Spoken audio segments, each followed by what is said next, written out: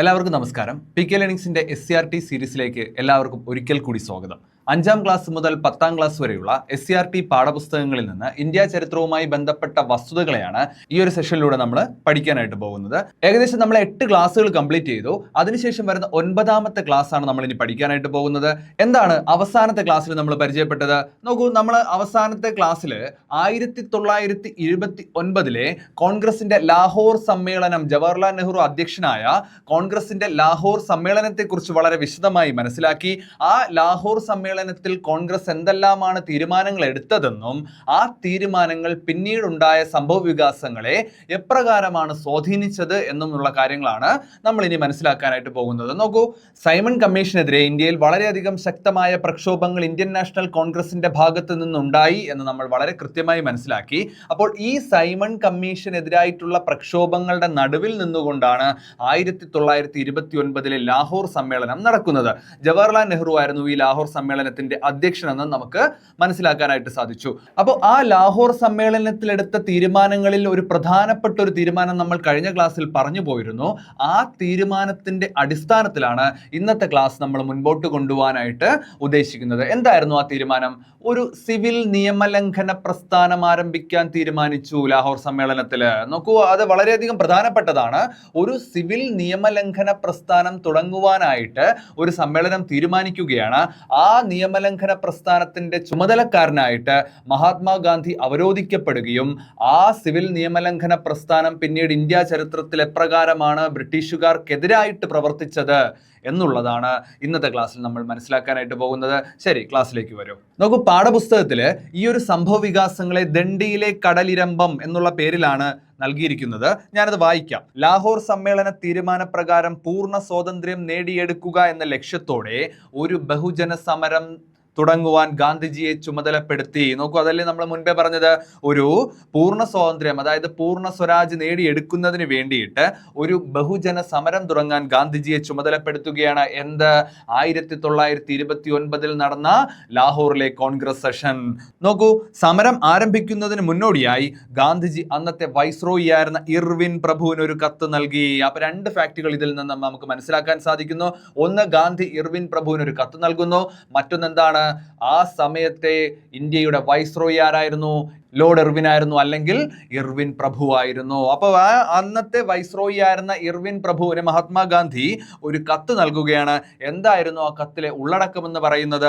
British ഭരണത്തിന് കീഴിൽ ഇന്ത്യക്കാർ അനുഭവിക്കുന്ന പ്രയാസങ്ങൾ ചൂണ്ടിക്കാണിച്ച ഗാന്ധിജി സർക്കാരിനെതിരെ സിവിൽ നിയമലംഘന പ്രസ്ഥാനം ആരംഭിക്കുന്ന കാര്യം കത്തിൽ സൂചിപ്പിച്ചു. അതായത് ഗവൺമെന്റിനെതിരായിട്ട് ഒരു പ്രക്ഷോഭങ്ങൾ ഞങ്ങൾ തുടങ്ങാൻ പോകുന്നു എന്ന് വളരെ മാന്യമായി ഗാന്ധിജി കത്തെഴുതി ഇർവിൻ പ്രഭുവിനെ അറിയിക്കുകയാണ്. അപ്പോൾ അതിനെ സംബന്ധിച്ച് ഗാന്ധിജി പിന്നീട് പറയുകയുണ്ട്. എന്താണ്? ഞാൻ അപ്പം ചോദിച്ചു, എനിക്ക് കല്ലാണ് കിട്ടിയത്. ഇത് പറഞ്ഞതാണ് മഹാത്മാഗാന്ധിയാണ്. അങ്ങനെ മഹാത്മാഗാന്ധി സമൂഹത്തിലെ എല്ലാ വിഭാഗങ്ങളെയും ഒരുമിച്ച് ചേർത്തുകൊണ്ട് ഒരു വലിയ പ്രക്ഷോഭ പരിപാടി ആസൂത്രണം ചെയ്യുകയും അതിന്റെ ഒരു പ്രധാനപ്പെട്ട ഉൽപ്പന്നമായിട്ട് ഉപ്പിനെ തിരഞ്ഞെടുക്കുകയും ചെയ്യുന്നു. എന്താണ്? ഉപ്പ്. അങ്ങനെ ഉപ്പ് ഒരു ഉൽപ്പന്നമാക്കിക്കൊണ്ട് ഇന്ത്യ ചരിത്രത്തിലെ തന്നെ ഏറ്റവും വലിയ 2ാമത്തെ പ്രക്ഷോഭത്തിന് മഹാത്മാഗാന്ധി തുടക്കം കുറിക്കുകയാണ്. അതിനെക്കുറിച്ചുള്ള വിശദാംശങ്ങൾ വളരെ കൃത്യമായിട്ട് മനസ്സിലാക്കിക്കൊണ്ട് നമുക്ക് മുന്നോട്ട് പോകാം. അങ്ങനെ 1930 മാർച്ച് മാസം 12ാം തീയതി ആയപ്പോഴേക്കും ഗാന്ധി ഒരു യാത്ര പുറപ്പെടുകയാണ്. ആ യാത്രയുടെ ലക്ഷ്യങ്ങൾ എന്തൊക്കെയാണ്? ആ യാത്രയുടെ സ്ട്രക്ചർ എന്തൊക്കെയാണ്? ആ യാത്ര ഇന്ത്യ ചരിത്രത്തിൽ എന്തൊക്കെയാണ് സ്വാധീനം ചെലുത്തിയത് എന്നുള്ള കാര്യങ്ങൾ നമുക്കൊന്ന് നോക്കാം. ഗുജറാത്തിലെ ദണ്ഡി കടപ്പുറത്ത് വെച്ച് ഉപ്പ് നിയമം ലംഘിക്കുവാനായിരുന്നു ഗാന്ധിയുടെ തീരുമാനം എന്ന് പറയുന്നത്. അതിനായി അദ്ദേഹം സബർമതി ആശ്രമത്തിൽ നിന്ന് ദണ്ഡി കടപ്പുറത്തേക്ക് ഗാന്ധിജിയും തിരഞ്ഞെടുത്ത 78 സന്നദ്ധ പ്രവർത്തകരും പദയാത്ര നടത്തി. അങ്ങനെ ഗാന്ധി ഉപ്പിനെ ഒരു സമരായുധമായി തിരഞ്ഞെടുക്കുകയും ആ സമരായുധത്തെ രാജ്യമൊട്ടാകെ വ്യാപിപ്പിക്കുന്ന ഒരു സ്വാതന്ത്ര്യ സമരമാക്കി മാറ്റിയെടുക്കുന്നതിന് വേണ്ടിയിട്ട് അദ്ദേഹം ഒരു പദയാത്ര നടത്തുവാൻ സ്വീകരിക്കുകയാണ്. അദ്ദേഹം എന്തുകൊണ്ടായിരിക്കാം ഒരു പദയാത്ര നടത്തുവാനായിട്ട് തീരുമാനിച്ചത്? തങ്ങളുടെ ഈ കാൽനട യാത്ര ഇന്ത്യയുടെ ഹൃദയത്തിലേക്കാണ് നടക്കുന്നത് എന്ന് മഹാത്മാഗാന്ധിക്ക് കൃത്യമായി അറിയാമായിരുന്നു. അദ്ദേഹം എന്തു ചെയ്തു? 24 ദിവസം നീണ്ടു നിന്ന ഒരു യാത്രയ്ക്ക് തുടക്കം കുറിക്കുകയാണ്. എവിടെ നിന്നുകൊണ്ട്? സബർമതി ആശ്രമത്തിൽ നിന്ന് ദണ്ഡി കടപ്പുറത്തേക്ക്. നോക്കൂ, അത് ഞാനൊന്ന് വായിച്ചു തരാം. ഗുജറാത്തിലെ ദണ്ഡി കടപ്പുറത്ത് വെച്ച് ഉപ്പ് നിയമം ലംഘിക്കുവാനായിരുന്നു മഹാത്മാഗാന്ധിയുടെ തീരുമാനം. സബർമതി ആശ്രമത്തിൽ നിന്ന് ദണ്ഡി കടപ്പുറത്തേക്ക് ഗാന്ധിജിയും തിരഞ്ഞെടുത്ത 78 സന്നദ്ധ പ്രവർത്തകരും ഒരു പദയാത്ര നടത്തുകയാണ്. ഈ യാത്ര 24 ദിവസം നീണ്ടു നിന്നു. നോക്കൂ, ഈ യാത്രയ്ക്ക് വളരെയധികം മാധ്യമ ശ്രദ്ധ നേടുകയാണ്. നമുക്ക് തന്നെ അറിയാം, അദ്ദേഹം ഒരു വണ്ടിയിൽ പോയി അവിടെ ഇറങ്ങുകയാണെന്നുണ്ടെങ്കിൽ ഇത്രയധികം ശ്രദ്ധ ലഭിക്കില്ല. പകരം ഈ 24 ദിവസവും അദ്ദേഹത്തിന് രാജ്യത്തിന്റെ സ്വാതന്ത്ര്യത്തെക്കുറിച്ചുള്ള ചർച്ച ചെയ്യുവാനായിട്ട് മാധ്യമ ശ്രദ്ധ ലഭിക്കുന്നതിന് വളരെയധികം കാരണമായി.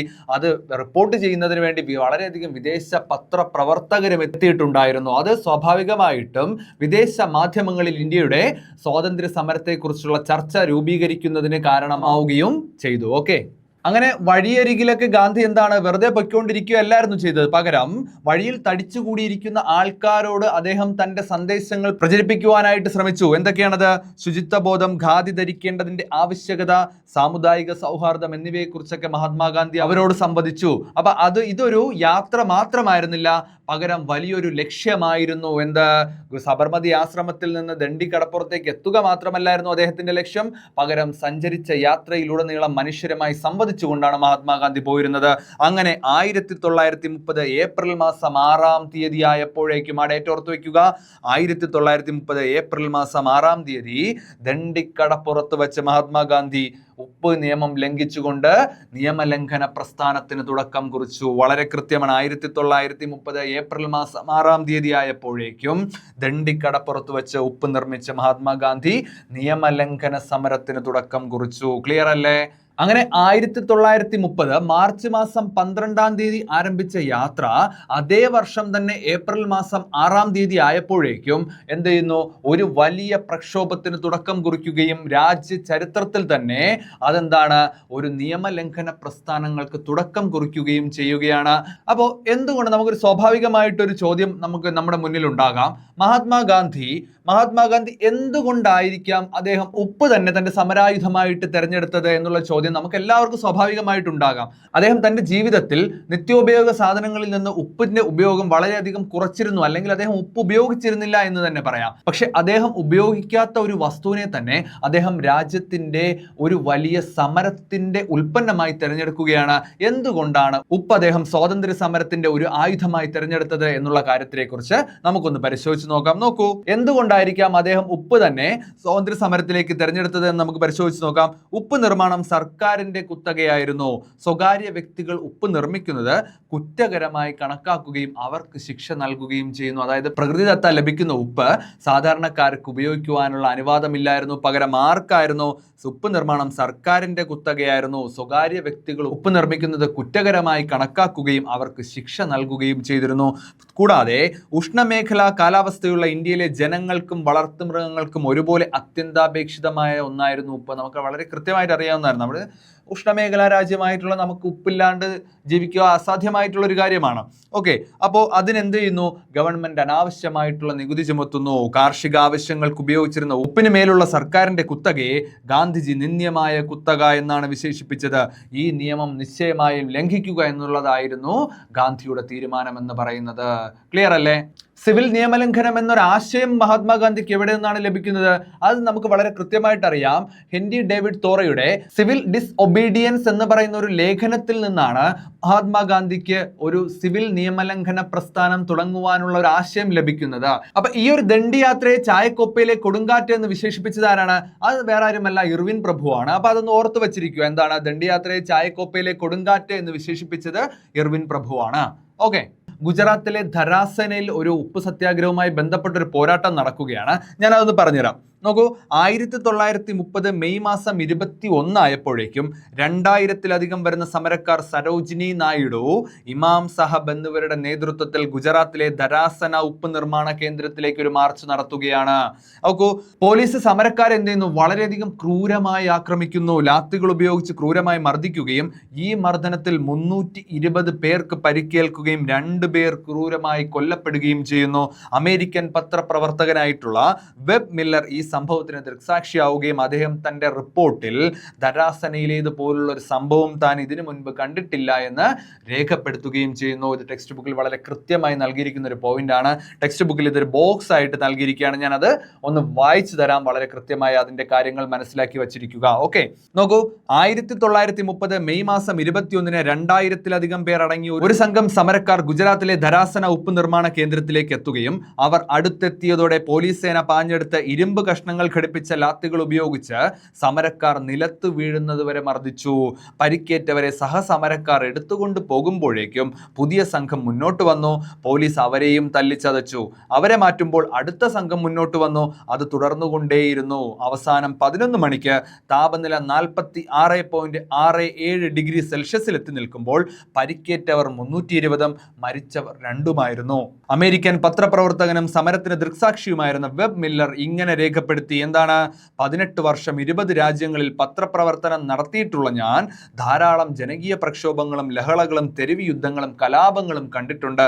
എന്നാൽ ധരാസനയിലേതുപോലുള്ള ഒരു സംഭവം ഞാൻ ഇതുവരെ മുൻപ് ദർശിച്ചിട്ടില്ല എന്നാണ് ആര് പറയുന്നത്? വെബ് മില്ലർ എന്ന് പറയുന്ന ഒരു ദൃക്സാക്ഷി. അദ്ദേഹം അമേരിക്കയിൽ പത്രപ്രവർത്തനം നടത്തിയിട്ടുള്ള ഒരു മാധ്യമ പ്രവർത്തകനാണ്. അദ്ദേഹം ഇതിനു മുൻപേ ഇങ്ങനെയുള്ള ഒരു സംഭവം കണ്ടിട്ടില്ല എന്ന് പറയുമ്പോൾ അതിന്റെ ക്രൂരത എത്രത്തോളമാണ് എന്ന് നമുക്ക് മനസ്സിലാക്കുവാൻ സാധിക്കും. നോക്കൂ, ഇത് അവർ എവിടെ നിന്ന് എടുത്തിട്ടുള്ളതാണ്? ബിപിൻ ചന്ദ്രയുടെ ഇന്ത്യ സ്ട്രഗിൾ ഫോർ ഇൻഡിപെൻഡൻസ്, ഇന്ത്യയുടെ സ്വാതന്ത്ര്യ സമര ചരിത്രം എന്ന് പറയുന്ന പുസ്തകത്തിൽ നിന്നുമാണ്. ആരുടെ എഴുതിയത്? ബിപിൻ ചന്ദ്ര എഴുതിയത്. ഇതൊക്കെ ഒന്ന് ക്ലിയർ ആയിട്ട് നോക്കി വെക്കണേ. പരീക്ഷയ്ക്ക് എങ്ങനെയാണ് ചോദ്യം വരുന്നത് നമുക്കൊരിക്കലും പറയാൻ പറ്റൂല. അങ്ങനെ നിയമലംഘന സമരകാലത്ത് സരോജിനി നായിഡു, ഇമാം സാഹിബ് എന്നിവരുടെ നേതൃത്വത്തിൽ ഗുജറാത്തിലെ ധരാസന ഉപ്പ് നിർമ്മാണ കേന്ദ്രത്തിൽ നടത്തിയ സമരത്തിന്റെ വിശദീകരണമാണിത്. ധരാസന ഉപ്പ് നിർമ്മാണ കേന്ദ്രത്തിലേക്ക് സമരം നടത്തിയത് ആ സമരത്തിന്റെ ഒരു ദൃക്സാക്ഷി വിവരണം കണ്ട ഒരു പത്രപ്രവർത്തകന്റെ റിപ്പോർട്ടുകളാണ് നമ്മളിത് കണ്ടത്. ഇത് എവിടെ നിന്ന് എടുത്തതാണ്? ബിപിൻ ചന്ദ്രയുടെ ഇന്ത്യ സ്ട്രഗിൾ ഫോർ ഇൻഡിപെൻഡൻസ് എന്ന് പറയുന്ന പുസ്തകത്തിൽ നിന്നുമാണ് എടുത്തിരിക്കുന്നത്. അപ്പൊ നമുക്കറിയാം, വളരെയധികം ശക്തമായിട്ടുള്ള ഒരു പ്രക്ഷോഭം ഇന്ത്യയിൽ മുൻപ് നടന്നിട്ടുണ്ടായിരുന്നു. ഏതായിരുന്നു അത്? നിസ്സഹകരണ സമരം എന്ന് പറയുന്ന വളരെ ശക്തമായ ആ ഒരു പ്രക്ഷോഭത്തിൽ ഇന്ത്യ ഒട്ടാകെ അലിഞ്ഞു ചേർന്നുകൊണ്ടിരുന്ന സമയത്ത് ഗാന്ധിജി ചൗരയിലൂടെ അത് നിർത്തിവെക്കുകയും പിന്നീട് വന്ന വലിയൊരു പ്രക്ഷോഭമാണ് നിയമലംഘന പ്രസ്ഥാനം എന്ന് പറയുന്നത്. അപ്പോൾ ഈ നിസ്സഹകരണ സമരത്തെക്കാൾ വളരെയധികം ജനപങ്കാളിത്തം കൂടുതലുണ്ടായിരുന്നു നിയമലംഘന പ്രസ്ഥാനത്തിൽ. കേരളത്തിലും അതിന്റെ അലയൊലികൾ ഉണ്ടെന്ന് നമുക്കറിയാം. പയ്യന്നൂരായിരുന്നു ഉപ്പ് സത്യാഗ്രഹത്തിന്റെ പ്രധാനപ്പെട്ട കേന്ദ്രമെന്നും നമ്മൾ മനസ്സിലാക്കിയിട്ടുണ്ട്. അപ്പോൾ ഇതെന്താണ്? നിസ്സഹകരണ സമരത്തെക്കാൾ കൂടുതൽ ജനപങ്കാളിത്തം പ്രകടമായ സമരമായിരുന്നു നിയമലംഘന സമരം. നിസ്സഹകരണ സമരത്തോടൊപ്പം നിയമലംഘനവും നടത്തിക്കൊണ്ടാണ് ഈ സമരം മുന്നോട്ട് പോയത്. അതായത് നിസ്സഹകരണം മാത്രമല്ല, അതിനോടൊപ്പം തന്നെ നിയമങ്ങളെയും ലംഘിച്ചുകൊണ്ടായിരുന്നു ഈ ഒരു സമരം മുന്നോട്ടേക്ക് പോയിരുന്നത്. അങ്ങനെ നമ്മൾ മറ്റൊരാളെ പരിചയപ്പെടുകയാണ്. ഖാൻ അബ്ദുൽ ഗാഫർ ഖാൻ. ആരാണ് അദ്ദേഹം? ഖാൻ അബ്ദുൽ ഗാഫർ ഖാൻ. ഇന്ത്യയുടെ അതിർത്തി ഗാന്ധി എന്നറിയപ്പെടുന്ന ഖാൻ അബ്ദുൽ ഗാഫർ ഖാനെ കുറിച്ച് നമ്മൾ പരിചയപ്പെടുകയാണ്. നോക്കൂ, ആരാണ് അദ്ദേഹം? വടക്ക് പടിഞ്ഞാറൻ ഇന്ത്യ നിയമലംഘന സമരത്തിന്റെ പ്രധാനപ്പെട്ട കേന്ദ്രങ്ങളിൽ ഒന്നായിരുന്നു. ഖാൻ അബ്ദുൽ ഗാഫർ ഖാൻ ആയിരുന്നു അവിടെ സമരത്തിന് നേതൃത്വം നൽകിയത്.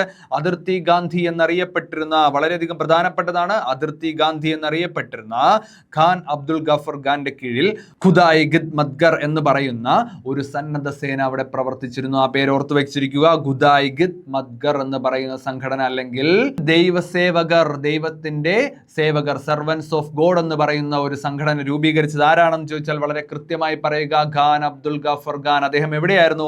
വടക്കു പടിഞ്ഞാറൻ ഇന്ത്യയിലായിരുന്നു. അങ്ങനെ ഇന്ത്യയുടെ പല ഭാഗങ്ങളിൽ നിന്നുകൊണ്ട് തന്നെ പലരും ഈ പ്രക്ഷോഭത്തിന് നേതൃത്വം നൽകുകയാണ്. കേരളത്തിൽ നടക്കുന്നു, വടക്കു പടിഞ്ഞാറൻ ഇന്ത്യയിൽ നടക്കുന്നു, ഗുജറാത്തിൽ നടക്കുന്നു, നാഗാലാൻഡിൽ, അങ്ങോട്ടുള്ള പ്രദേശങ്ങളിൽ നടക്കുന്നു. അങ്ങനെ രാജ്യമൊട്ടാകെ വ്യാപിക്കുന്ന ഒരു വലിയ പ്രക്ഷോഭമായി എന്താണ് ഉപ്പ് സത്യാഗ്രഹം മാറുകയാണ്. അങ്ങനെ ഈ ഉപ്പ് സത്യാഗ്രഹത്തിൽ വളരെയധികം വ്യത്യസ്തരായ ജനവിഭാഗങ്ങൾ ഒത്തുചേരുകയും അവരുടേതായിട്ടുള്ള രീതിയിൽ ഈ ഒരു പ്രക്ഷോഭത്തിനെ സഹായിക്കുകയും ചെയ്തു. അത് എപ്രകാരമാണ് എന്നുള്ള കാര്യം ടെക്സ്റ്റ് ബുക്കിൽ വളരെ കൃത്യമായി നൽകിയിട്ടുണ്ട്. ഞാൻ അത് അതുപോലെ വായിക്കാം. ഓക്കെ, കർഷകർ എന്താണ് ചെയ്തത്? ഉപ്പ് സത്യാഗ്രഹവുമായി ബന്ധപ്പെട്ട് സർക്കാരിന് നികുതി നൽകാതെയും ജന്മിമാർക്ക് പാട്ടത്തുക നൽകാതെയും അവർ സമരത്തിന് പങ്കാളികളായി. നോക്കൂ, കർഷകർ എന്ത് ചെയ്തു? സർക്കാരിന് എന്ത് ചെയ്യുന്നു? നികുതി നൽകുന്നില്ല, ജന്മിമാർക്ക് പാട്ടത്തുക നൽകുന്നില്ല. അങ്ങനെ അവർ സമരത്തിന് പങ്കാളികളാകുന്നു. പിന്നീട് തൊഴിലാളികൾ എന്ത് ചെയ്യുന്നു? റെയിൽവേ, തുറമുഖം, ഖനി എന്നിവയിലെ തൊഴിലാളികൾ സമരത്തിൽ പങ്കെടുക്കുകയാണ്. ഷോലാപൂരിൽ, ഈ ഷോലാപൂർ എവിടെയാണ്? മഹാരാഷ്ട്രയിലാണ്. തൊഴിലാളികൾ നടത്തിയ സമരം അക്രമത്തിൽ കലാശിച്ചു. പിന്നെ ഗോത്ര ജനത അവരെന്ത് ചെയ്യുന്നു? വന നിയമങ്ങൾ ലംഘിച്ച്, കാട് നാടുകയറി വിഭവങ്ങൾ ശേഖരിക്കുകയും അപ്രകാരം ഗവൺമെന്റിനെ വെല്ലുവിളിക്കുകയും ചെയ്യുന്നു. ആര്? ഗോത്ര ജനത. അപ്പൊ ഈ ഒരു 3 വിഭാഗങ്ങളെ കുറിച്ച് നമ്മൾ പഠിച്ചു. ആരൊക്കെയാണ്? കർഷകര്, തൊഴിലാളികള്, ഗോത്ര ജനത. ഇനി ഈ സമരത്തിൽ സ്ത്രീകളുടെ പങ്കാളിത്തം എന്താണെന്ന് നോക്കൂ. ഉപ്പ് നിർമ്മാണം, വിദേശ വസ്തുക്കൾ വിൽക്കുന്ന കടകൾ പിക്കറ്റ് ചെയ്യൽ തുടങ്ങിയ സമര പരിപാടികൾ സ്ത്രീകൾ സജീവമായി പങ്കെടുക്കുകയാണ്. സ്ത്രീകൾ വളരെയധികം ശക്തമായ രീതിയിൽ ഈ ഒരു സമരത്തിൽ അവരുടേതായിട്ടുള്ള പ്രാതിനിധ്യം അറിയിക്കുകയാണ്. അങ്ങനെ കച്ചവടക്കാരും വ്യവസായികളും എന്ത് ചെയ്യുന്നു? ഇറക്കുമതി ചെയ്ത ഉൽപ്പന്നങ്ങൾ വാങ്ങാനും വിൽക്കാനും തയ്യാറാകാതെ ഒരു വലിയ നിസ്സഹകരണ പ്രക്ഷോഭവുമായിട്ട് കച്ചവടക്കാരും വ്യവസായികളും മാറുകയാണ് ഉണ്ടായത്. അങ്ങനെ നമ്മൾ വളരെയധികം പ്രധാനപ്പെട്ട മറ്റൊരു വ്യക്തിത്വത്തിനെ കുറിച്ച് പഠിക്കുകയാണ്. ആരാണ്? റാണി ഗൈഡിൻ ലിയു എന്ന് പറയുന്ന സ്വാതന്ത്ര്യ സമര പോരാട്ടത്തിലെ വളരെയധികം ശക്തമായിട്ടുള്ള ഒരു സ്ത്രീ സാന്നിധ്യത്തെ കുറിച്ച് നമ്മൾ പഠിക്കുകയാണ്. അദ്ദേഹം നിയമലംഘന സമരകാലത്ത് വടക്കു കിഴക്കൻ ഇന്ത്യയിലെ ധീരയായ വനിതാ പോരാളിയായിരുന്നു റാണി ഗൈഡിൻ ലിയു. എവിടെയായിരുന്നു? വടക്കു കിഴക്കൻ ഇന്ത്യയുടെ പ്രധാന ഭാഗങ്ങളിൽ അവർ ശക്തമായ സ്വാതന്ത്ര്യ സമര പോരാട്ടങ്ങൾ നടത്തുകയും രാജ്യത്തിന്റെ ചരിത്രത്തിൽ അവരുടേതായിട്ടുള്ള ഒരു കയ്യൊപ്പ് ചാർത്തുകയും ചെയ്യുന്നു. അതിനെക്കുറിച്ചുള്ള ഡീറ്റെയിൽസ് നമുക്ക് മനസ്സിലാക്കാം.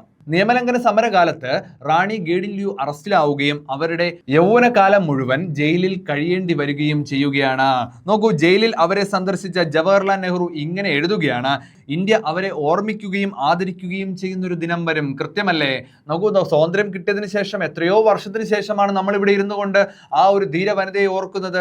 ജവഹർലാൽ നെഹ്റു അന്ന് പറഞ്ഞ കാര്യങ്ങൾ വളരെ കൃത്യമായി നമ്മൾ ഇന്ന് പാലിക്കുന്നുണ്ട്. ഇത്രയും വർഷങ്ങൾക്ക് ശേഷം നമ്മൾ അവരെ വളരെയധികം ആദരപൂർവ്വം ഓർമ്മിക്കുകയാണ്. നിങ്ങൾ മറക്കുകയും ചെയ്യരുത്. കാരണം PSC പരീക്ഷയ്ക്ക് ലഭിക്കേണ്ട ഒരു മാർക്ക് കൂടിയാണത്. അങ്ങനെ ഇന്ത്യ സ്വാതന്ത്ര്യം നേടിയ ശേഷമാണ് റാണി ഗൈഡിൻ ലിയു എന്ത് ചെയ്യുന്നത്? ജയിൽ മോചിതയാവുകയാണ്. ജവഹർലാൽ നെഹ്റു വളരെയധികം ആദരവോടുകൂടി ആ വ്യക്തിത്വത്തെ വിളിക്കുകയാണ്. എന്ത്? നാഗന്മാരുടെ റാണി. അത് ക്ലിയർ ആയിട്ടൊന്ന് മനസ്സിലാക്കി വെച്ചിരിക്കുക. നാഗന്മാരുടെ റാണി എന്ന് വിശേഷിപ്പിക്കപ്പെടുന്നത് റാണി ഗൈഡിൻ ലിയു ആണ്. ഓക്കെ. അങ്ങനെ ഇന്ത്യയുടെ പല ഭാഗങ്ങളിലായിട്ട് ഉപ്പ് സത്യാഗ്രഹം വളരെയധികം ശക്തമായിട്ടുള്ള ഇമ്പാക്റ്റുകൾ സൃഷ്ടിക്കുകയും അത് രാജ്യമൊട്ടാകെ വളരെയധികം നീണ്ടുനിന്ന ഒരു വലിയ പ്രക്ഷോഭത്തിലേക്ക് നയിക്കുകയും ചെയ്യുന്നു. എന്തായിരുന്നു മറ്റു സമരങ്ങളെ അപേക്ഷിച്ച് ഉപ്പ് സത്യാഗ്രഹത്തിനുള്ള പ്രത്യേകത എന്ന് പറയുന്നത്? സ്ത്രീകൾ വളരെയധികം ശക്തമായി സമരരംഗത്തിറങ്ങുകയാണ്. അവരുടെ നിത്യോപയോഗ സാധനങ്ങൾ ഉപയോഗിച്ചതിലൂടെ മഹാത്മാഗാന്ധി സ്ത്രീകളുടെ ഒരു വലിയ പങ്കാളിത്തം ഉപ്പ് സത്യാഗ്രഹത്തിലേക്ക് ആകർഷിക്കുകയാണ്. വിദേശ മാധ്യമങ്ങളുടെ ശ്രദ്ധ വളരെ കൃത്യമായിട്ട് ഈ ഒരു സമരത്തിലേക്ക് ഗാന്ധി പങ്കെടുപ്പിക്കുകയാണ്. അങ്ങനെ ബ്രിട്ടീഷുകാർക്ക് ഇതിൽ നിന്നെല്ലാം ഒരു കാര്യം മനസ്സിലാക്കുകയാണ്: കോൺഗ്രസിനെ അവഗണിച്ചുകൊണ്ട് തങ്ങൾക്ക് തങ്ങളുടെ ഭരണം മുന്നോട്ട് കൊണ്ടുപോകാൻ സാധിക്കുകയില്ല. ഇത് മനസ്സിലാക്കിയ ബ്രിട്ടീഷ് ഗവൺമെന്റ് കോൺഗ്രസിനെയും തങ്ങളുടെ ഒപ്പം നിർത്തുവാനായിട്ട് ചില പ്രത്യേകതരം പദ്ധതികൾ ആവിഷ്കരിക്കുകയും അങ്ങനെ ചർച്ചയ്ക്കായിട്ട് കോൺഗ്രസിനെ തങ്ങളുടെ ആദ്യമായിട്ട് ഔദ്യോഗിക വേദികളിൽ ക്ഷണിച്ചു തുടങ്ങുകയും ചെയ്യുന്നു. അതിനെ നമ്മൾ വളരെ പ്രധാനപ്പെട്ട വട്ടമേശ സമ്മേളനങ്ങൾ എന്നുള്ള ഒരു ഹെഡിങ്ങിൽ പഠിക്കുകയാണ്. അതിനെക്കുറിച്ച് നമുക്കിനി മനസ്സിലാക്കി പോകാം. നോക്കൂ, അങ്ങനെ 3 വട്ടമേശ സമ്മേളനങ്ങൾ സംഘടിപ്പിക്കുകയാണ് ബ്രിട്ടീഷ് ഗവൺമെന്റ്. എന്തിനാണ്? ഇന്ത്യക്കാരെ കൂടി അവരുടേതായിട്ടുള്ള ചർച്ചകളിൽ പങ്കെടുപ്പിക്കുന്നു എന്ന് കാണിക്കുന്നതിന് വേണ്ടിയിട്ടാണ് അവർ വട്ടമേശ സമ്മേളനങ്ങൾ നടത്തുന്നത്. പരിമിതമായ ചില അധികാരങ്ങളെങ്കിലും ഇന്ത്യക്കാർക്ക് നൽകേണ്ടി വരും എന്ന നിയമലംഘന സമരം ബ്രിട്ടീഷ് ഭരണകൂടത്തെ ബോധ്യപ്പെടുത്തുകയാണ്. അത് വളരെയധികം പ്രധാനപ്പെട്ടതാണ്. നിയമലംഘന സമരം മൂലം ഉണ്ടാകുന്ന ഏറ്റവും വലിയൊരു നേട്ടമാണ്, നോക്കൂ, ഇന്ത്യക്കാർ പരിമിതമായ ചില അധികാരങ്ങളെങ്കിലും ഇന്ത്യക്കാർക്ക് നൽകേണ്ടി വരും എന്ന നിയമലംഘന സമരം ബ്രിട്ടീഷുകാരെ പരിചയപ്പെടുത്തുകയാണ്. ഇതിനായി ചില കൂടിയാലോചനകൾ ലണ്ടനിൽ നടക്കുന്നു. ഈ കൂടിയാലോചനകളെയാണ് നമ്മൾ വട്ടമേശ സമ്മേളനങ്ങൾ എന്ന് പറയുന്നത്. ആദ്യത്തെ വട്ടമേശ സമ്മേളനം നടക്കുന്ന വർഷം വളരെ പ്രധാനപ്പെട്ടതാണ്. 1930 ഒന്നാം വട്ടമേശ സമ്മേളനം നടക്കുന്നത്. ഒരു കാരണവശാലും മറക്കരുത്. രണ്ടാം വട്ടമേശ സമ്മേളനമാണെങ്കിലോ അതിന് തൊട്ടടുത്ത വർഷം തന്നെയാണ് 1931. അതിന് തുടർന്നുള്ള വർഷങ്ങളിൽ അടുത്ത വട്ടമേശ സമ്മേളനം നടക്കുന്നു 1932. അങ്ങനെ മൊത്തം 3 വട്ടമേശ സമ്മേളനങ്ങളാണ് നടക്കുന്നത്. എന്നാൽ ഈ വട്ടമേശ സമ്മേളനങ്ങളിൽ ആദ്യത്തെ വട്ടമേശ സമ്മേളനങ്ങളിൽ കോൺഗ്രസ് പങ്കെടുത്തില്ല. വളരെ പ്രധാനപ്പെട്ട ഒരു പോയിന്റ് ആണത്. എന്താണ്? കോൺഗ്രസ് പങ്കെടുക്കാത്ത വട്ടമേശ സമ്മേളനമാണ് ആദ്യത്തെ വട്ടമേശ സമ്മേളനം. സ്വാഭാവികമായിട്ടും ഇത് ബ്രിട്ടീഷ് ഗവൺമെന്റിനെ അസ്വസ്ഥതപ്പെടുത്തുകയും തുടർന്നുള്ള വർഷങ്ങളിൽ വട്ടമേശ സമ്മേളനങ്ങളിൽ കോൺഗ്രസിനെ പങ്കെടുപ്പിക്കുന്നതിനായിട്ട് അവർ ചില തന്ത്രങ്ങൾ ആവിഷ്കരിക്കുകയും ചെയ്യുന്നു. അതിനെക്കുറിച്ചുള്ള കാര്യങ്ങളാണ് നമ്മൾ ഇനി മനസ്സിലാക്കാനായിട്ട് പോകുന്നത്. നോക്കൂ, അങ്ങനെ ഒരു വലിയ ഒരു ഉടമ്പടി ഒപ്പുവെക്കപ്പെടുകയാണ്. ഏതാണ്? ഗാന്ധി ഇർവിൻ ഉടമ്പടി എന്ന് പറയുന്ന ഒരു ഉടമ്പടി ഒപ്പുവെക്കപ്പെടുകയാണ്. എന്തിനായിരുന്നു അത്? നോക്കൂ, ഈ പശ്ചാത്തലത്തിൽ, ഏത് പശ്ചാത്തലത്തിൽ? ഒന്നാം വട്ടമേശ സമ്മേളനത്തിൽ കോൺഗ്രസ് പങ്കെടുക്കാത്ത പശ്ചാത്തലത്തിൽ നിയമലംഘന സമരം അവസാനിപ്പിക്കുവാനും രണ്ടാമത്തെ സമ്മേളനത്തിൽ കോൺഗ്രസ് പ്രതിനിധിയെ പങ്കെടുപ്പിക്കുവാനുമായിട്ട് ഗവൺമെന്റ് ശ്രമം ആരംഭിക്കുകയും അതിന്റെ ഭാഗമായിട്ട് ഒപ്പുവെക്കപ്പെടുന്ന ഉടമ്പടിയാണ് ഗാന്ധി ഇർവിൻ ഉടമ്പടി എന്ന് പറയുന്നത്. നോക്കൂ, നമുക്ക് വളരെയധികം കേട്ടിട്ടുള്ള ഒരു വാചകമാണ്, ഗാന്ധിയെ വിൻസ്റ്റൺ ചർച്ചിൽ അർദ്ധനഗ്നനായ ഫക്കീർ എന്ന് വിശേഷിപ്പിച്ചു. അത് ഈ ഒരു കാലഘട്ടത്തിലാണ് ഗാന്ധിജിയെ ആര് വിശേഷിപ്പിക്കുന്നത്? വിൻസ്റ്റൺ ചർച്ചിൽ വിശേഷിപ്പിക്കുന്നത് അർദ്ധനഗ്നനായ ഫക്കീർ എന്ന് വിശേഷിപ്പിക്കപ്പെടുന്നു. ആര്? മഹാത്മാഗാന്ധി. ആരാൽ വിശേഷിപ്പിക്കപ്പെടുന്നു? വിൻസ്റ്റൺ ചർച്ചിലിനാൽ വിശേഷിപ്പിക്കപ്പെടുന്നു. നോക്കൂ, അങ്ങനെ ഗാന്ധി ഇർവിൻ സന്ധി എന്താണെന്ന് നമുക്ക് മനസ്സിലാക്കാൻ സാധിച്ചു. അതിന്റെ പശ്ചാത്തലം എന്താണെന്ന് നമുക്ക് മനസ്സിലാക്കാൻ സാധിച്ചു.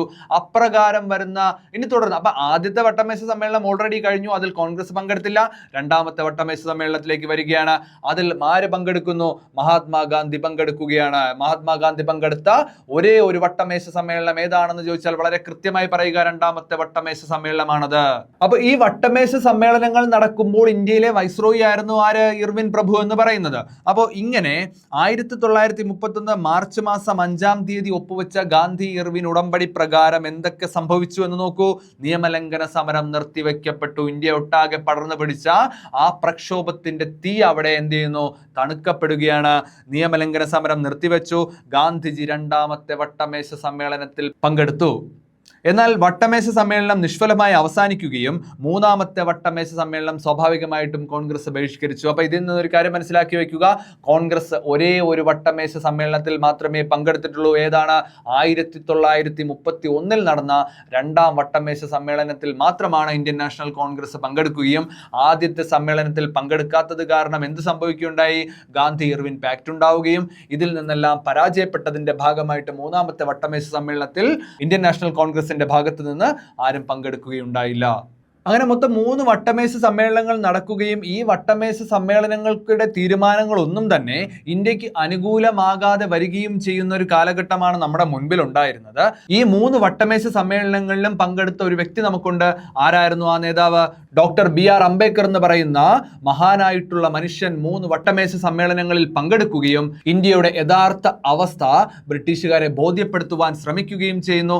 എന്നാൽ ഇതിലെല്ലാം തന്നെ വളരെയധികം പരാജയമാണ് ഇന്ത്യയിലെ സ്വാതന്ത്ര്യ സമര സേനാനികൾ നേരിടേണ്ടി വരികയും അങ്ങനെ 3 വട്ടമേശ സമ്മേളനങ്ങളും ഒരു വലിയ പരാജയത്തിന്റെ തുടക്കമാണെന്ന് പറയുക. അപ്പൊ നോക്കൂ, ഇത്രയും കാര്യങ്ങളാണ് ഞാൻ ഈ ഒരു ടോപ്പിക്കിൽ ആഡ് ചെയ്തിരിക്കുന്നത്. അപ്പൊ അടുത്ത ക്ലാസ്സിൽ വളരെ കുറച്ച് കാര്യങ്ങളോട് നമുക്ക് ഡിസ്കസ് ചെയ്ത് മുന്നോട്ട് പോകാം. എല്ലാവർക്കും എല്ലാ കാര്യങ്ങളും വളരെ കൃത്യമായി എന്ന് മനസ്സിലാക്കുന്നു. Thank you.